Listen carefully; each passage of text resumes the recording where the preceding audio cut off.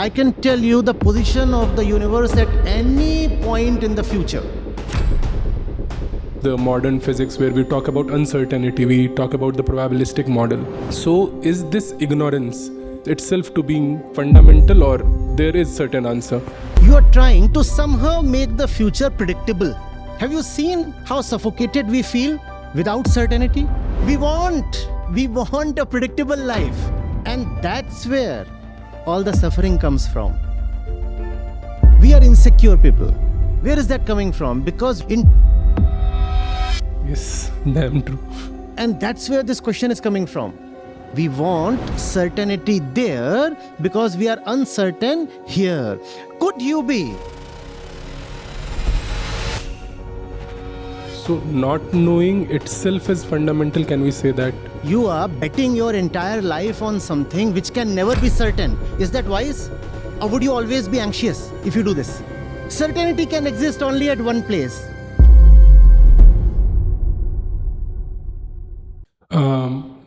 Good evening, Acharya ji. I am Ansuman Misra. I am doing MTech in Quantum and Solid State Devices and Department of Physics.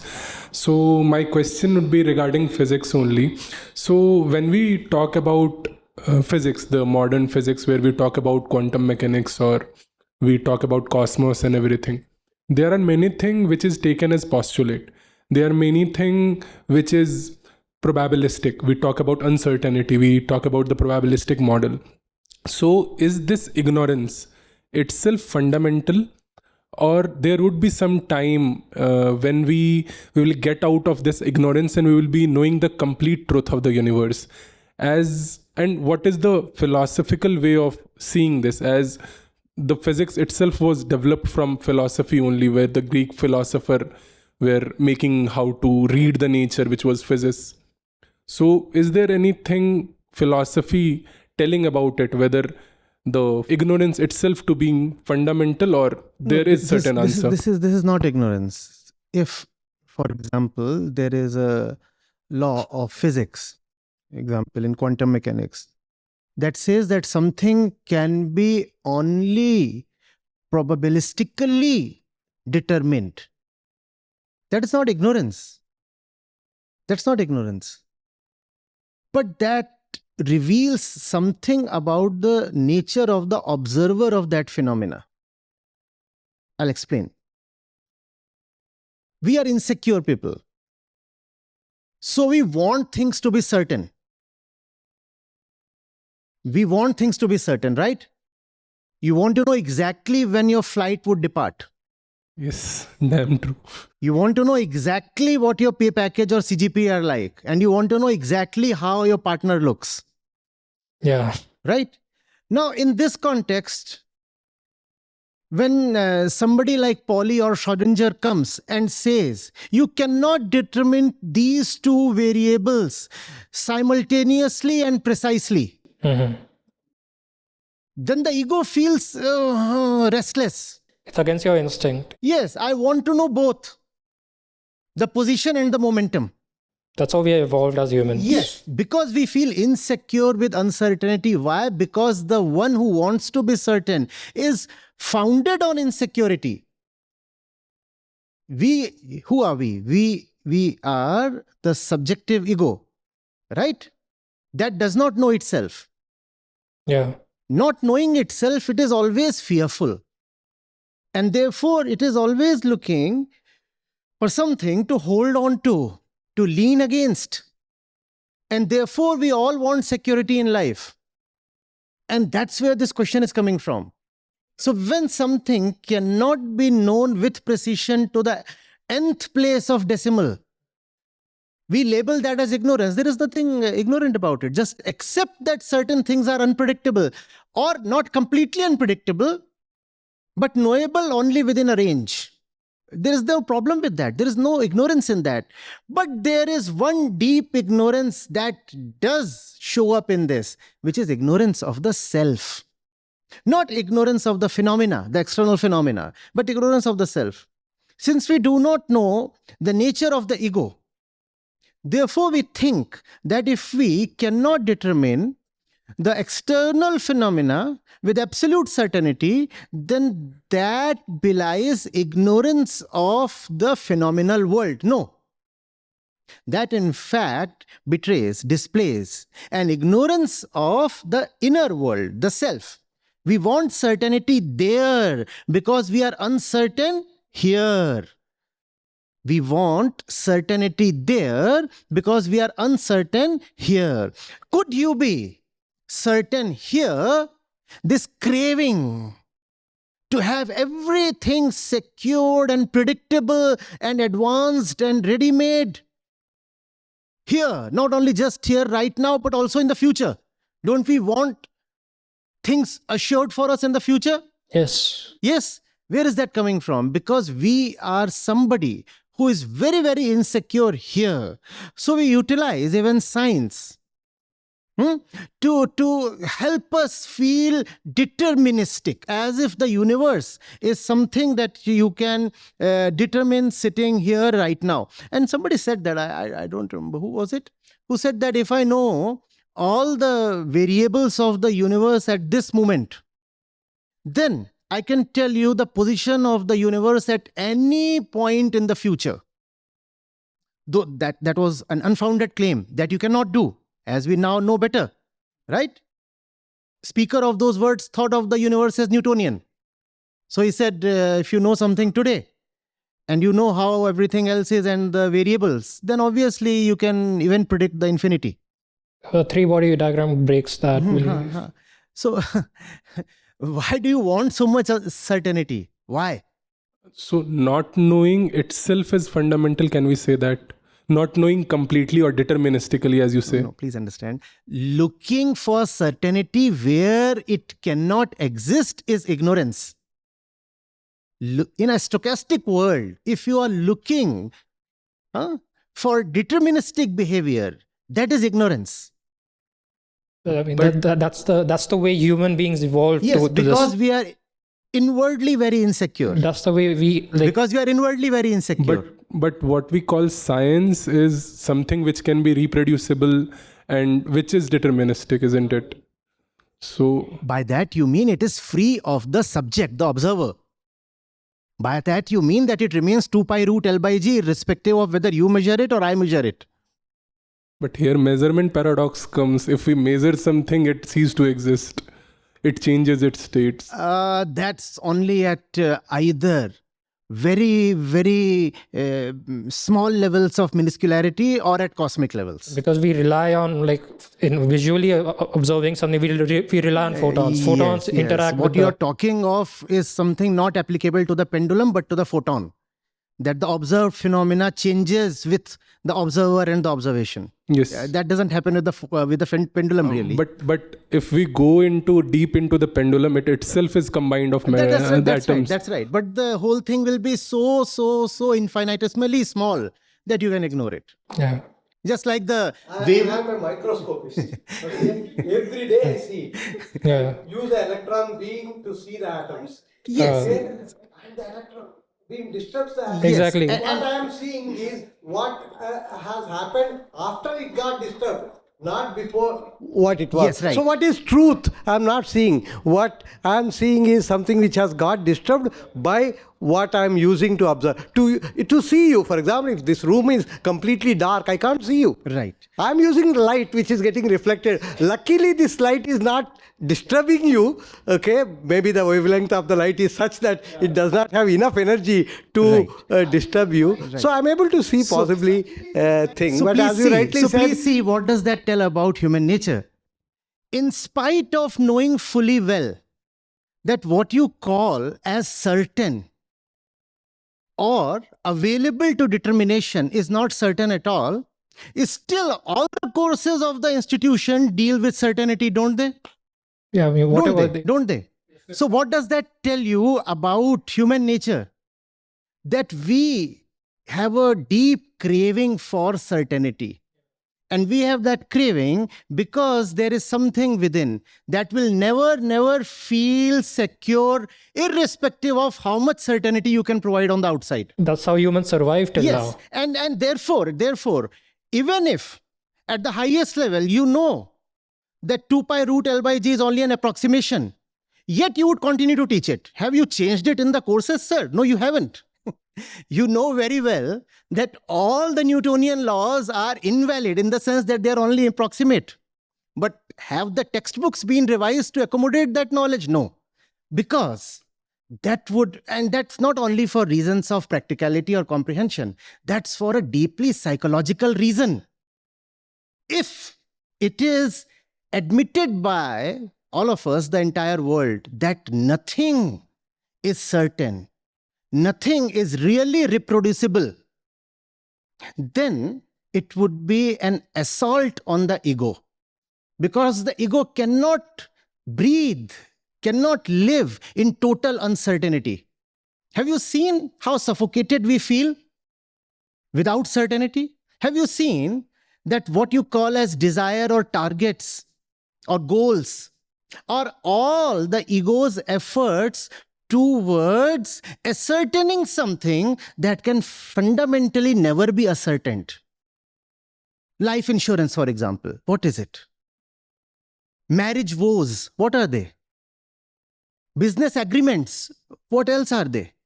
You are trying to somehow make the future predictable. Are you seeing this? And when you see that, you don't want to condemn that. You just want to smile back at yourself. And you want to tell yourself, how afraid am I? How deeply fearful am I? Do I need to be so fearful? Do I? Do I need to be so fearful? I mean, yes, at the macro level, there are laws, they exist.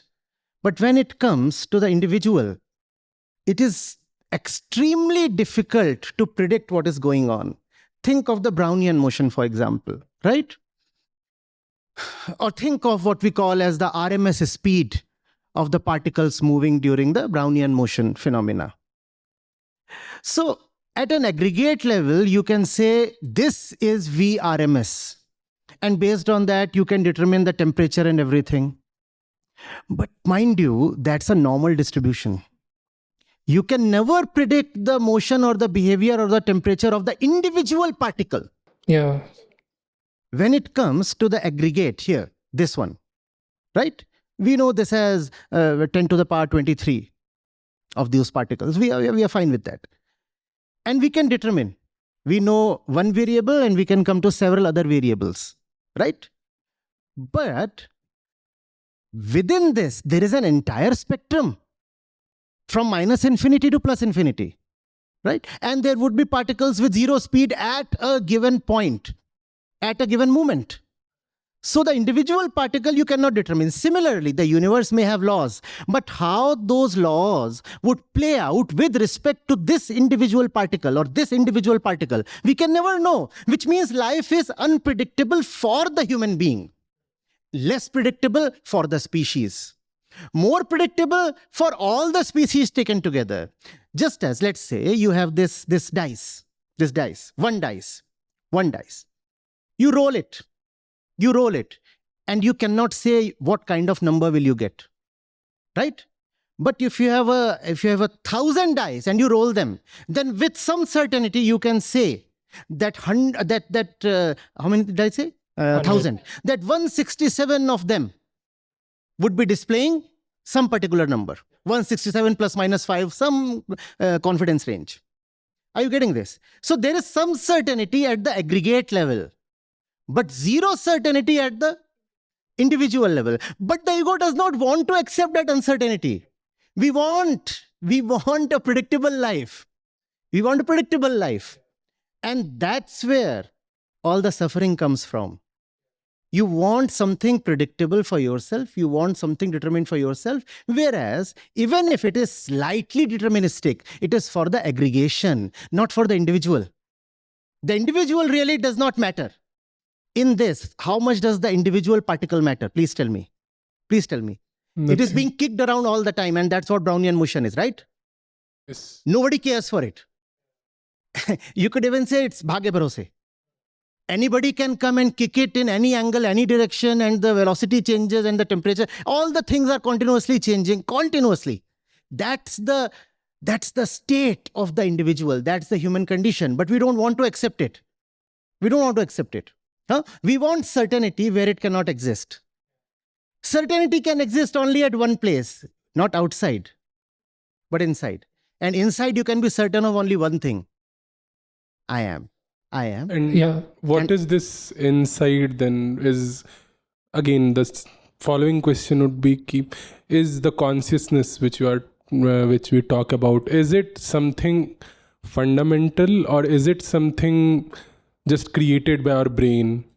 Based on our discussion, please tell me, if I'm saying there is certainty on the inside, am I talking of the material? Can anything be certainly said about material? To some scale, yes. Certainly. We said certainly. Certainly. Certainly. Yeah. Can anything be Individual, no. certainly? Huh? We don't even know whether the cat is actually alive or dead. Schrodinger's Right? cat, Yes. We don't even know whether the twins born together have the same age or not. Yes. Right? The twins paradox. When it comes to the material, we do not even know whether it really exists.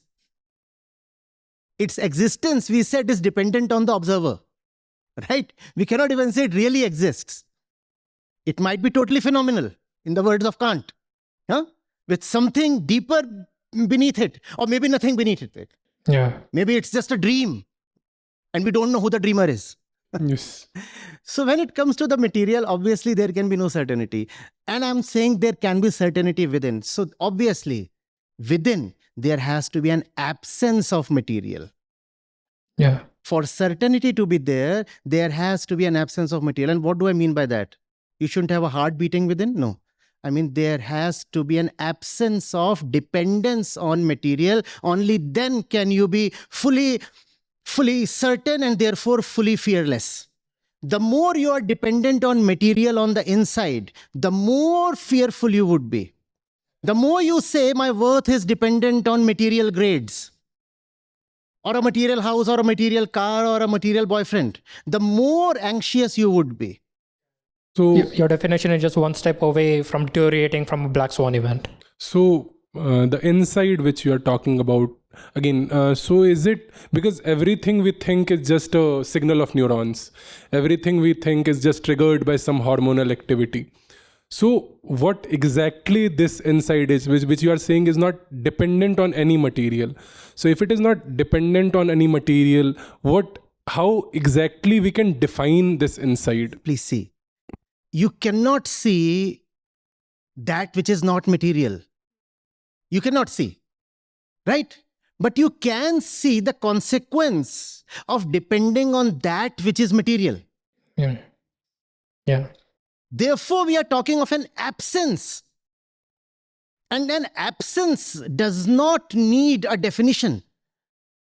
An absence is nothing positive. When you say something is, then you define it. And by defining it, you limit it. But an absence, how do you define it? Which basically means that as we perceive ourselves, consciousness, we are always dependent on something. Always dependent. And that which you are dependent on is not reliable at all. Yeah. Yeah? In your words, as you opened the discussion tonight, it's probabilistic. Yes. You are depending on something which is probabilistic in all ways possible. Is that wise? Is that wise? You are betting your entire life on something which can never be certain. Is that wise? Or would you always be anxious if you do this? We can keep that idea that it can be betrayed. Yes, but when you depend on something, you depend on something certain. You never leave the scope for variation. If it is variable, then you want something else that can be certain. That's but then we as humans need to rely on things to get things done. Don't rush into that. Maybe Sure. maybe not. We don't know. Okay. We don't know. So we know the consequences of this positive dependence on something. We are talking of an absence now. Can we examine this and say, do I really need to be so dependent? Do I? That's the absence we are talking of. This absence is not something that I can talk of or define. This absence is just a rejection. This absence is just a rejection. Now, what is being rejected, that we fully well know of. We are rejecting something that's not worth depending on. You get this? So this, it's not that I'm talking of this that is not material and this that is not material is something. No, it's nothing. It's nothing at all. This that is not material is nothing at all. It is not something that can be explained or described or defined or laid out in words. No. How can we depend on a void? That's what. You don't need to depend on anything. This lack of dependence is what serves you best. You don't need to create or project the void as another something and start depending on it. And that's what man has done in the name of religion. No, I'll not depend on anything material, but I'm now depending on something of the skies. So you have given the void a name, a form, a figure, a story, and then you start depending on that. No, nothing in the world is going to save me, but my God is going to come and save me. Don't do the same thing with science. The void is simply an absence, and you're not depending on it. You're just refusing to depend on that which is inherently uncertain. That's simple as that. The withdrawing dependence on this or this does not mean attaching dependence to this. It's just a withdrawal, and that's all. Full stop. Yeah. Just download the Acharya Prashant app, and there you go to the community section, and you have live testimonials streaming in at the rate of 1 every 5 minutes. I'm seeing lives change in thousands, if not millions, every day in front of my own eyes. We are doing it. Right. We have actually done it. Join the community of more than 2 lakh participants on the Acharya Prashant app. Your first month is completely free. You'll get full access to Gita Mission. On the app, you will get regular live sessions, daily exclusive conversations with Acharya Prashant, access to the vibrant Gita community, wisdom exams, curated news, audiobooks, quotes, and much more. Search Acharya Prashant on Google Play Store or Apple App Store and download now.